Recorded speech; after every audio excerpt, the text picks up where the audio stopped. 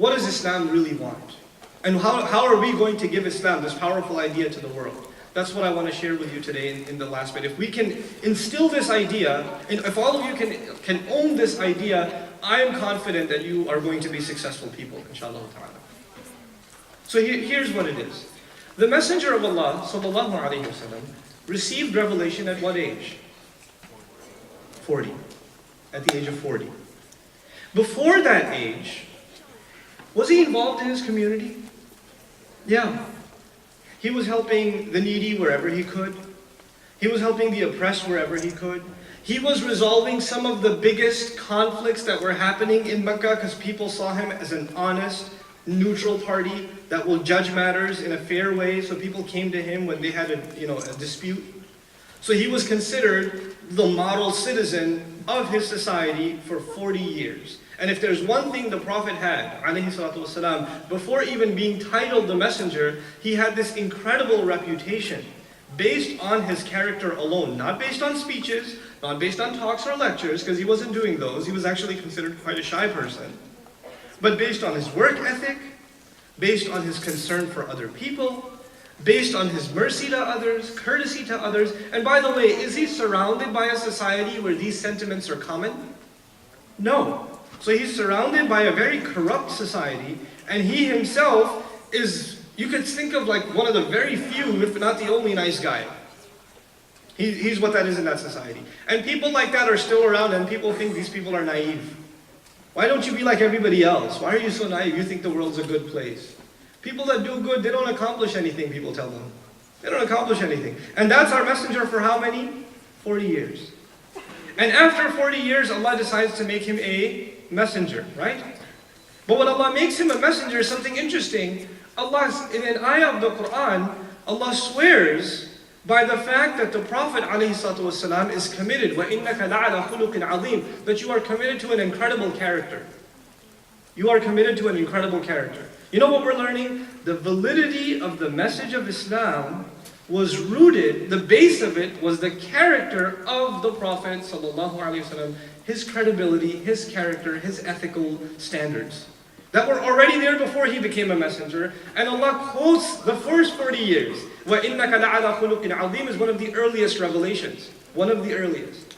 So he's not talking about the last year, 6 months. He's talking about his entire life. And he's saying, look at how amazing your character is. And with that credibility, he is calling to an idea.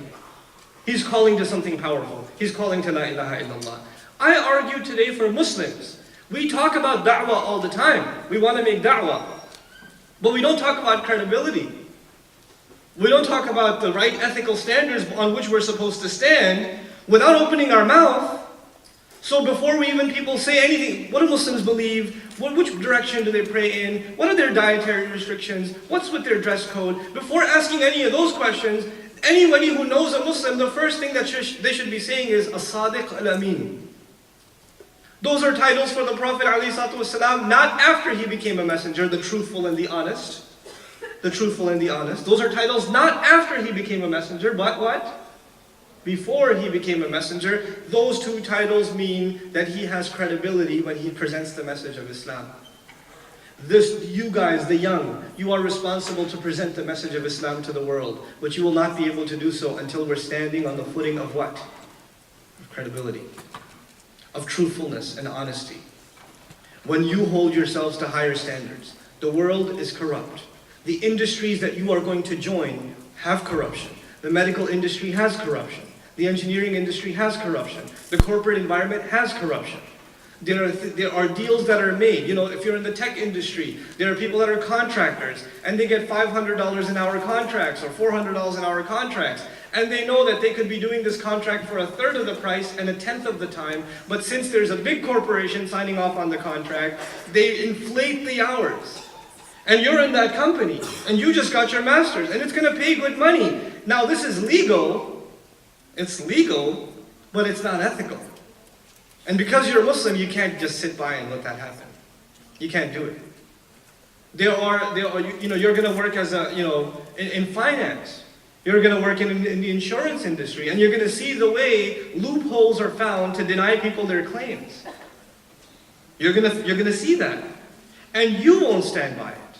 You will not. You will fight against that in your industry. Why? Because you're Muslim, you have to hold yourself to a higher ethical standard. Yourself and others.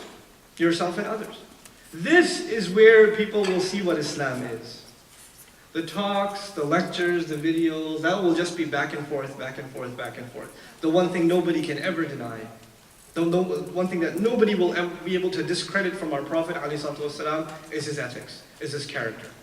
And the one thing I can argue safely that the Ummah, the Muslims, are almost entirely missing is an ethical foundation, is a character foundation.